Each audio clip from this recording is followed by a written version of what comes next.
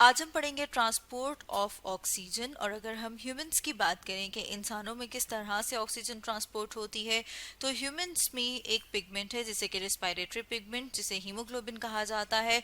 वो ऑक्सीजन को ट्रांसपोर्ट करता है, मतलब ये कि एक जगह से दूसरी जगह लेके जाता है। जैसे कि यहाँ पर हम डायग्राम में देख रहे हैं कि ये रेड ब्लड सेल की डायग्राम है, और रेड ब्लड सेल के ऊपर हमें क्या नजर आ रहे हैं, हमें हीमोग्लोबिन मॉलिक्यूल नजर आ रहे हैं। अब जब हम हीमोग्लोबिन की बात करते हैं, तो जो हीमोग्लोबिन है वो कंबाइन करता है जब ऑक्सीजन को अपने साथ, तो फिर उसका कलर जो है वो ब्राइट रेड कलर का हो जाता है, और उसको क्या कहते हैं, उसे कहा जाता है ऑक्जे हीमोग्लोबिन।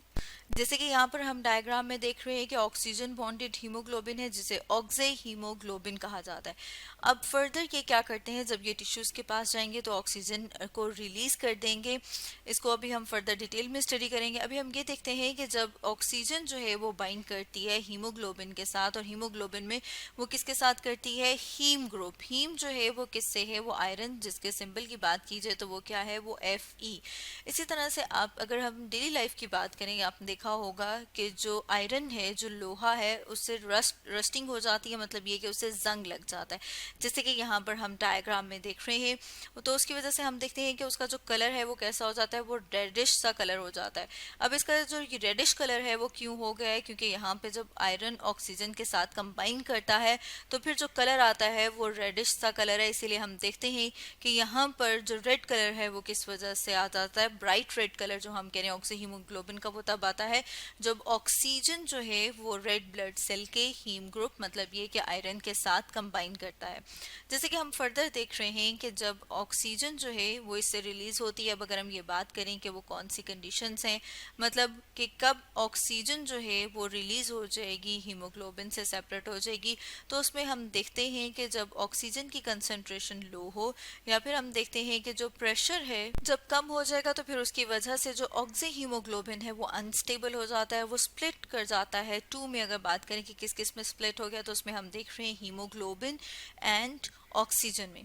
इसके साथ अगर हम एक रिएक्शन को देखें, तो जैसे कि यहाँ पर अभी हम देख रहे हैं इस रिएक्शन को, इसमें हम देखते हैं कि जब हीमोग्लोबिन जो है, अगर उसकी बात की जाए कि वो ऑक्सीजन के साथ बाइंड करता है, तो वो ऑक्जे हीमोग्लोबिन दे देता है। इसी तरह से ऑक्जे हीमोग्लोबिन जो है, जब वापस हम कहते हैं कि वो अनस्टेबल होता है, तो वो दोबारा से क्या दे देता है, वो दोबारा से हीमोग्लोबिन, और उसके साथ साथ हम देखते हैं ऑक्सीजन का मॉलिक्यूल।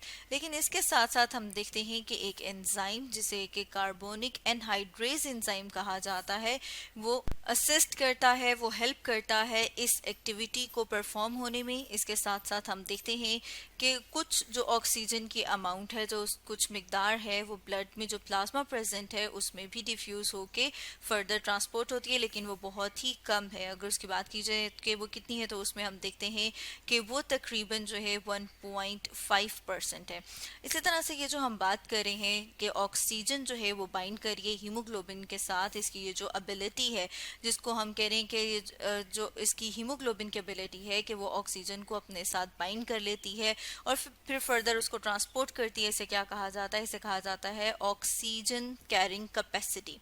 अब अगर ये बात करें कि ऑक्सीजन का कैरिंग कैपेसिटी जो ब्लड की है वो कितनी है और वो किसके ऊपर डिपेंड करती है, तो उसमें हम देखते हैं कि ये डायरेक्टली जो है वो डिपेंड करती है पार्शियल प्रेशर ऑफ ऑक्सीजन के ऊपर।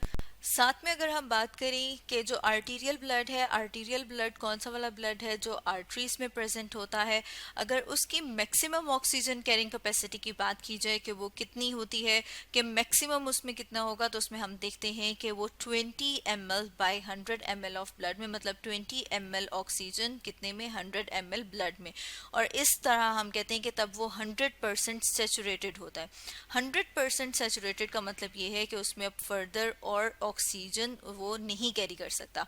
अब अगर ये बात की जाए कि ये जो हम कह रहे हैं कि मैक्सिमम ऑक्सीजन कैरिंग कैपेसिटी है, ये कब अटेन की जा सकती है, तो देखते हैं कि जो पार्शियल प्रेशर है, जैसे कि हमने बात की थी कि ये जो ऑक्सीजन कैरिंग कैपेसिटी है ब्लड की, वो डायरेक्टली किसके ऊपर डिपेंड करती है, वो डायरेक्टली डिपेंड करती है पार्शियल प्रेशर ऑफ ऑक्सीजन के ऊपर। तो अगर हम ये बात करें हैं कि 100% सेचुरेटेड ऑक्सीजन होगा, तो उसके लिए पार्शियल प्रेशर जो है वो कितना होना चाहिए, तो उसमें हम देखते हैं कि तकरीबन व्हेन हम कहते हैं कि 100 mm ऑफ मर्करी जब पार्शियल प्रेशर होगा तो तब 100% सेचुरेटेड आर्टीरियल ब्लड होगा।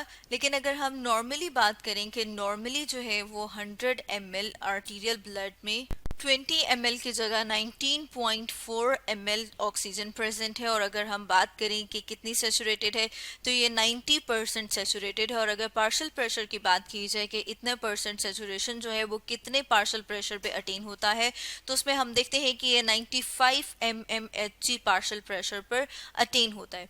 ये तो हमने बात की थी आर्टीरियल ब्लड की। इसी तरह से अब अगर हम वेनस ब्लड की बात करें, मतलब ये कि वो ब्लड जो कि वेन्स में प्रेजेंट है, अगर उसमें हम बात करें कि 100 ml में कितनी ऑक्सीजन प्रेजेंट होगी, 14.4 ml ऑक्सीजन। और अगर सेचुरेशन की बात की जाए तो 75% सेचुरेटेड है।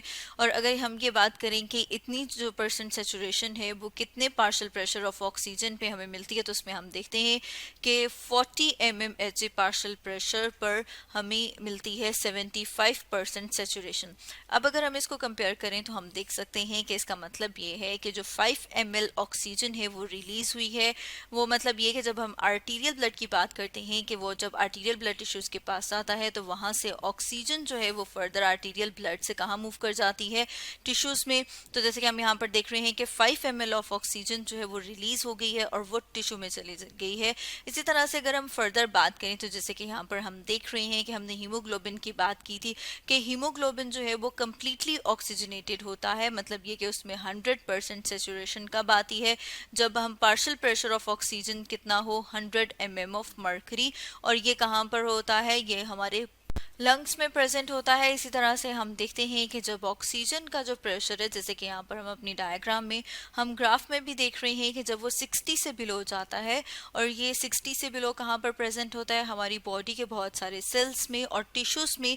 तो फिर जो ऑक्सीजन है उसकी सेचुरेशन कम हो जाती है। मतलब ये कि वो हीमोग्लोबिन से बाहर कहाँ पर आ जाएगा, वो टिश्यूज में आ जाएगा। और इसके रिजल्ट में क्या होगा, इसके रिजल्ट में है जैसे कि हमने ऊपर बात की थी कि जो लिबरेशन हो जाएगी लार्ज क्वांटिटी ऑफ ऑक्सीजन की, और ऑक्सीजन जो है वो हीमोग्लोबिन से टिश्यूज के पास आ जाएगा। जैसे कि अगर हम फर्दर रिकॉल करें, जैसे हमने यहाँ पर डिस्कस किया था ट्रांसपोर्ट ऑफ ऑक्सीजन में, हमने ये बात की थी कि ऑक्सीजन जब हीमोग्लोबिन के साथ बाइंड करता है उसके बाद जब वो टिश्यूज के पास आता है, क्योंकि वहाँ पे पार्शियल प्रेशर और इसके साथ साथ हम देख रहे हैं कि ऑक्सीजन की कंसेंट्रेशन जो कि टिश्यूज में है, अगर उसकी मिकदार की बात की जाए तो वो कितनी है, मतलब ये कि वहाँ पर लो है, वहाँ पर कम है। तो इस वजह से क्या होगा कि जो ऑक्सीजन के मॉलिक्यूल्स हैं वो हीमोग्लोबिन से कहाँ पर चले जाएंगे, वो टिश्यूज के पास चले जाएंगे। तो स्टूडेंट्स, आज हमने क्या डिस्कस किया, आज हमने डिस्कस किया ट्रांसपोर्ट ऑफ ऑक्सीजन के बारे में।